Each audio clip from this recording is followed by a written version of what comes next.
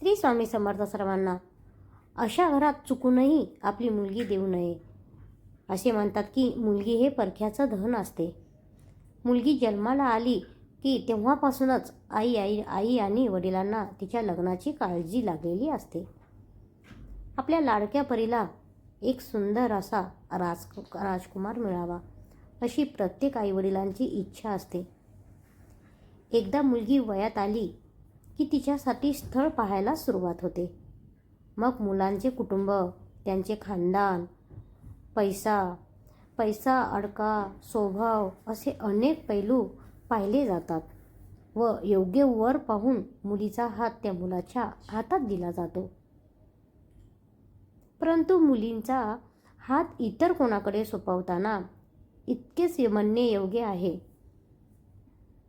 का मुलीचे लग्न योग्य ठिकाणी व योग्य मुलाशी व्हावे हे व्हावे आई वडिलांचे स्वप्न असते. मुलीचा विवाह करण्यापूर्वी कोणकोणत्या बाबीची चौकशी करावी आणि काय काय पाहावे. तर असे म्हणतात की मुलीचा विवाह जमताना मुलीचे वडील त्या मुलाकडे किती प्रॉपर्टी आहे हे बघतात. मुलीची आई मुलगा दिसायला कसा आहे हे बघते. तर मुलीचे नातेवाईक मुलांचे खानदान कसे आहे, त्यांचे वरिष्ठ कोण आहेत हे पाहतात. मुलीचा विवाह जमवताना योग्य मुलाची निवड करावी. हे सर्व त्याचे रूप बघावे. मुलगी ज्याप्रमाणे दिसत असेल त्याचप्रमाणे मुलाचे रूप असावे, म्हणजे एक जोडी अनुरूप असावी. मुलगी खूप सुंदर असेल तर मुलगाही असाच निवडावा जो मुलीला साजेचा असेल. कमी सुंदर असेल तर मुलगा आहे त्याप्रमाणे निवडावा, नाहीतर ते जोडपे विजोड दिसते. पुढे त्यांना जीवनात या गोष्टीचा त्रास होऊ शकतो. जो सुंदर असेल त्यांच्याकडून जोडीदाराला कमीपणाची वागणूक दिली जाऊ शकते. म्हणून शक्यतो जोडीही अनुरूप असावी, म्हणजे दिसायलाही योग्यतेचे आणि छान वाटते. आपली जशी परिस्थिती असेल तर अशा परिस्थितीतील मुलीला द्यावे. आपण गरीब असलो व श्रीमंत घरात मुलगी दिली तर तेथे तिला खूप कमी वागणूक दिली जाते. प्रत्येक बाबतीत टोचून बोलले जाते. आई वडिलांच्या नावाचा वेळोवेळी उद्धार केला जातो. जर आपण श्रीमंत असू व मुलीला गरीब घरात दिलेलं असेल तर मुलीला तेथे ॲडजस्ट व्हायला त्रास होतो किंवा तेवढा काळ जाऊ द्यावा लागतो. तिला आधीपासूनच उच्च राहणीमानाची खानदानाची सवय असते. तिथे तिला तसे जमत नाही म्हणून तिला त्रास सहन करावा लागतो व पुढे मागे मनात नैराश्याची भावनाही बळावू शकते. आपली कशी परिस्थिती असेल तर अशा परिस्थितीतील मुलीला द्यावे. मुलीचे लग्न तेथेच करावे. थोडेफार इकडे तिकडे चालते परंतु जास्त फरक नको. मुलीला जर योग्य ठिकाणी दिले नाही, तिला प्रतिकूल परिस्थितीत दिले गेले तर याचे उलट परिणाम आपल्यावर होतात.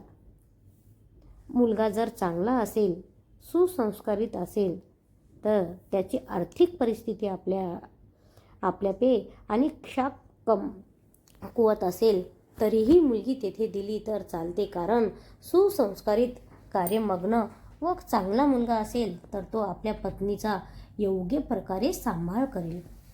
आज जरी त्याच्याकडे काहीही नसेल तरीही तो स्वतःच्या हिमतीवर सर्व काही कमावेल व आपल्या मुलीला सुखात ठेवेल. परंतु जर एखादा मुलगा खूपच श्रीमंत असेल, त्याच्याकडे गडगंज संपत्ती असेल आणि तो दारू जुगार याच्या आहारी गेलेला असेल तर अशा मुलाशी कदापिही आपल्या मुलीचा विवाह करू नये. कारण असा मुलगा आपल्या मुलीला त्रासाशिवाय काहीही देऊ शकणार नाही.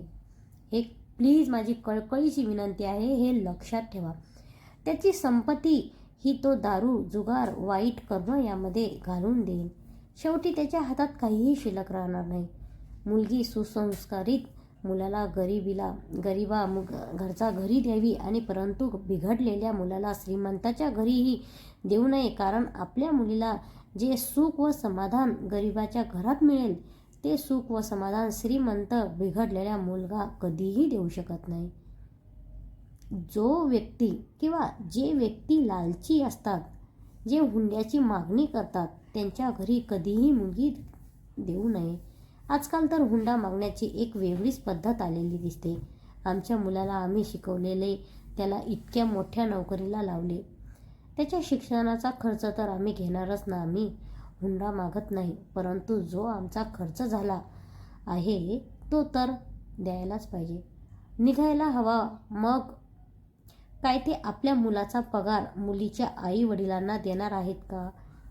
आपल्या काळजाचा तुकडा आपली मुलगी द्यायची, वरून त्यांना पैसे द्यायचे, इतके कोणी सांगितले आणि कशासाठी? पैसे द्यायचे अशा लोभी व्यक्तींना आणि आपली मुलगी देण्यापेक्षा एखाद्या गरीबाला मुलगी दिली तर खूप चांगले. कारण हुंडा घेणाऱ्यांची हाव कधीही संपत नसते आणि संपतही नाही. एक वस्तू मिळाली की ते दुसऱ्या वस्तूची मागणी करतात आणि जर दिले नाही तर आपल्या मुलीला त्रास देतात.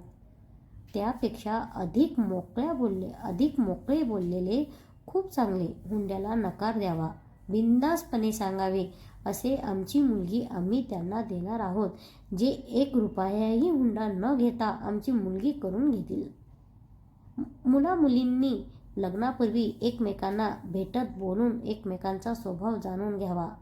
नाहीतर मुलाच्या मुलीकडून काही वेगळ्याच अपेक्षा असतात आणि मुलीच्या मुलाकडून काहीतरी वेगळ्याच अपेक्षा असतात आणि लग्नानंतर त्यांचा अपेक्षाभंग होतो.